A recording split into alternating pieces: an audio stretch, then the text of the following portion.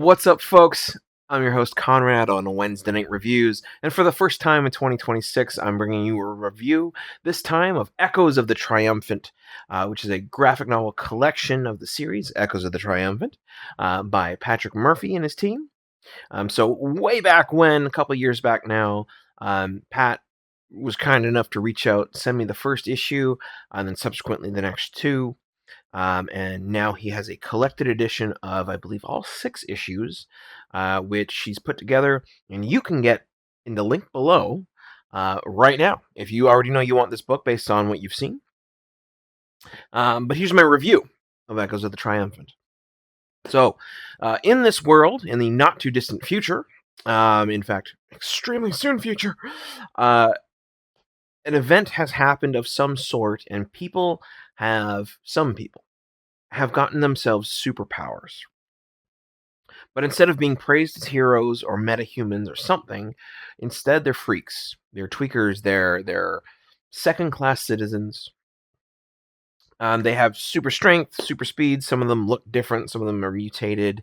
But generally speaking, they're not treated great because the government saw fit to view them as dangerous, which I understand. If a random group of people has superpowers, it's a little scary.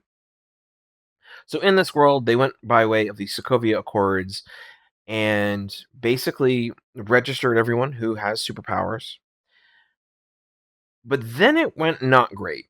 And they ended up basically forcing these people into labor, hard physical labor, whether it's demolition crews, mining, basically everything that having superpowers would be well tailored for. But these people are not paid well. They are not well respected. They are not well revered. And in fact, they are massively overpoliced. Now, here's what I like about this book the most. Right there, cut and dry, you could take a character who recently got powers, have them, rebel against this new regime and basically lead a rebellion. That would be a great story. But Pat Murphy wanted to dig further, to do something different. And so the protagonist in this series is a former fighter, a professional fighter. And by all means, they were set to make a lot of money doing it, be able to retire comfortably, take care of their family, all that stuff. But instead, just as he's at the apex of his career, about to have that big win, that big payday, superpowers come out. And all of a sudden, you know what? Watching two regular normies fight each other is just kind of, I'd rather watch, the Hulk and Thor go at it than just two dudes. And so he finds himself out of a job, and he retasks himself. He becomes an investigator for the police, and he begins investigating crime. And in the novel, there's a 4-year jump where he is actively an investigator. He's not doing too well. His job's sort of on the line.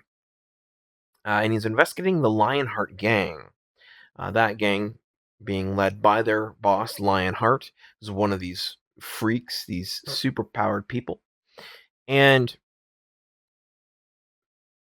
what I started enjoying about the book the most was the fact that I couldn't tell who to root for. Because the main character, he's not a great guy. He's not horrible or anything. He's not, hurting people. But he's not like a good person. And this Lionheart character, this mob boss, this mafioso, this villain, he's essentially just protecting his own. The overwhelmed, superpowered people who are getting overpoliced, threatened, beaten, overworked, uh, enslaved, basically. And I enjoyed that. And throughout the series, there's a lot of play on that. It's, is this a good thing? Is this a bad thing? And Pat explores through the main character the types of technology that get developed in order to police these people, to hurt these people. And he takes his character and sort of puts him on the nice edge between, is this guy who has a lot of anger towards these superpowered people because they took away his big win, his big payday, and now they've given him the ability to fight these people and hurt them. And through this character, through that set of circumstances, Murphy really walks the line and shows the good and the bad. And by the end of the novel, what I think is the best part is the plot points are concluded, the story is finished. We have a definite, here's how it ends. But there are so many questions unanswered, and there's a little tease for something that comes next. But it doesn't need it. It stands on its own. It is quite provocative, and I highly enjoyed it. Now, regarding the art, um, the first issue came out again quite some time ago, and the most recent issues were within the last year. And what I think is the coolest thing that you see, I think only really in indie art is in indie comics, is you can see the progression. Now, I want to be clear. The first issue's art is good. It draws a lot on manga as well as Western comics. It's very glossy. It's very high detail, very detail dense art.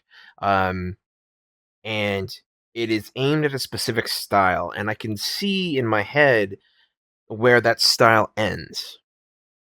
But somewhere along the way, the team shifted. They streamlined a little bit here. They trimmed a little bit there to make it as coherent.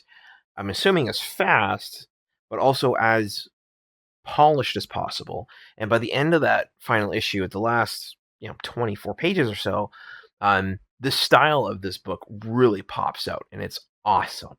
So overall, between the writing and the art, Echoes of the Triumphant is a graphic novel you are absolutely going to want to check out. It is thought provoking. It is thought provoking, especially with today's current climate and political scene. It will have you questioning morality, what you know about good and bad, right and wrong, legal and illegal, and it'll force you to sort of walk the line between what is right but illegal, wrong but legal, and sort of blur those lines in a very interesting way. So, once again, link down below or in the side, wherever the doobly doo is in the app that you're on. Check it out. Go get this book. Enjoy. And then if you're still hanging around now, thanks for tuning in. Like, comment, subscribe for more. I do a show with the wonderful Keith Garacho, Toronto-based indie comic artist, who basically every twice a month on Thursdays, we go through, we talk about art, the process, creating comics. The show is called My Sketchy Goodness, and I know you'll enjoy. So, until my next review or my next Sketchy Goodness with Keith, have a good one.